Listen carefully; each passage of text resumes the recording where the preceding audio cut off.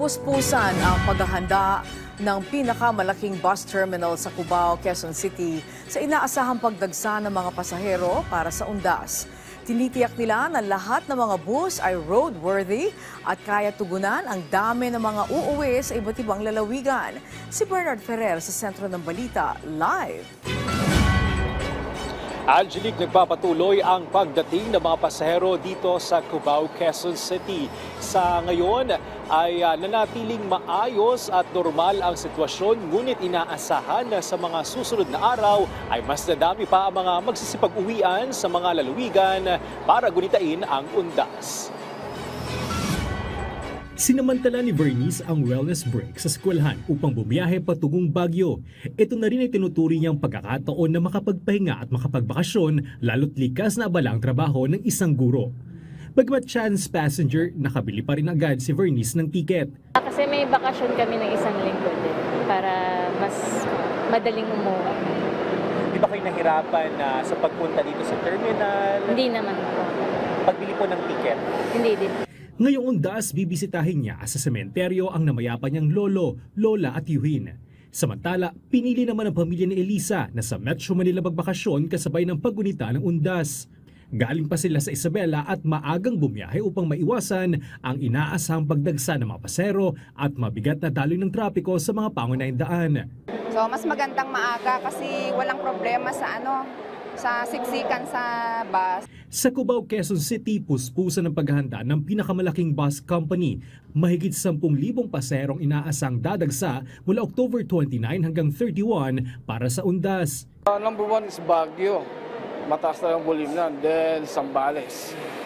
Sa Cubao, meron tayong biyaheng Pangasinan. Pero ang pinaka-influx talaga, Baguio and Zambales. Tiniyak ng pamunuan na sapat ang mga bus upang tugunan ang dami ng mga bumabiyahe. Sinisiguro rin nilang roadworthy ang mga sasakyan at nasa maayos na kondisyon ang mga driver. Sa mga units naman namin, every time na dumarating is open naman namin.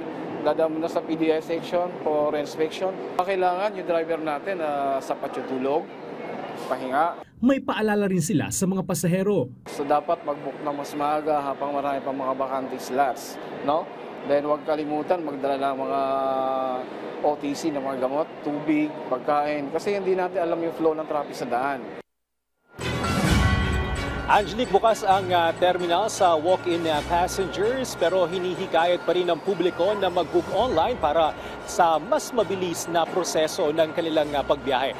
Nag-inspeksyon din ngayong araw ang mga tauhan ng Land Transportation Office o LTO bilang bahagi ng Oplan na Biyaheng Ayos Undas 2025. Sinuri nila ang mga lisensya ng driver at konduktor ng bus, maging yung rehistro ng papasadang bus para na rin sa kaligtasan ng mga pasahero. Angelique? Yes, Bernard, sa mga binisita mong terminal, meron bang x-ray machine o mano-mano ang ginagawang pag-iinspeksyon sa mga bagahe? Angelique, dito sa Cubao, Quezon City, particular dito sa Victory Liner kung saan tayo nagla-live report, may mga metal detectors sila at masinsinan din yung ginagawang inspeksyon ng mga guard at may mga nakakalat din na guard sa paligid ng terminal upang matiyak yung seguridad ng publiko. Usually din dito nagde-deploy ng K9 units ang Philippine Coast Guard or yung Philippine National Police. Usually this week or hanggang bukas yan, Angelique. Tsaka Bernard, pinapayagan nga ba ang pagdala ng mga furry babies sa loob ng bus? Dito, Angelique, naman ay bukas yung bus terminal pero hinikayat pa rin nila na para sa mas maginhawang pagbiyahe ng ating mga kababayan kung hindi naman kinakailangan o hindi necessary. Kaligtasan ng mga fur baby natin ay iwan na lamang sa kani-kanilang mga tahanan. Angelique? Okay, maraming salamat, Bernard Ferrer.